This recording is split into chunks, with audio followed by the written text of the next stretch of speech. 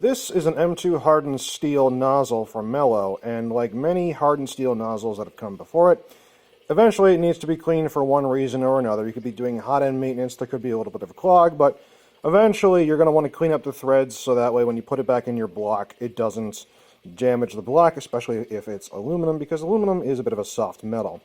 So we're going to be talking today about one of my favorite ways to do some basic cleaning on a nozzle, and if you have a Harbor Freight near you, you're in luck, because one of my favorite tools to use for cleaning a nozzle is a vise, and this vise is only about $25 at Harbor Freight.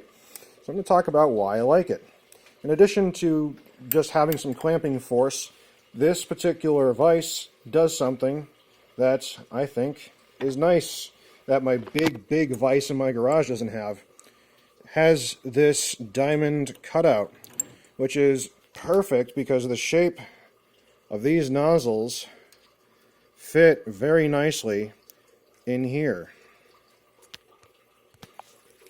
So with a nice little cutout, you just tighten it around here, and because this is M2 hardened steel, it shouldn't really warp in the vise. You're not putting a ton of pressure on it. That's not the point of this. It's just to hold it, because what we're going to do now is just grab a stainless steel wire brush. Now, stainless steel is not as hard as M2 hardened steel, so yes, you should be able to use stainless steel on this nozzle without damaging anything.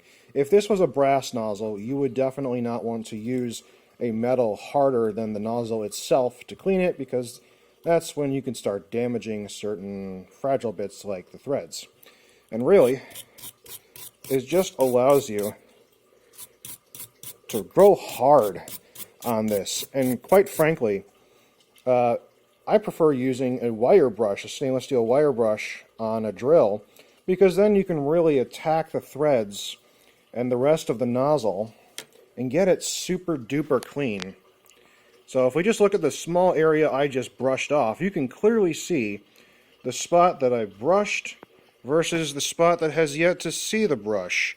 And already it's looking a heck of a lot better.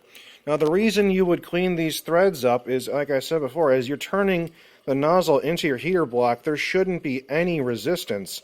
And if there is, it's usually because there's a little bit of plastic on the threads or some sort of goop that needs to be cleaned off.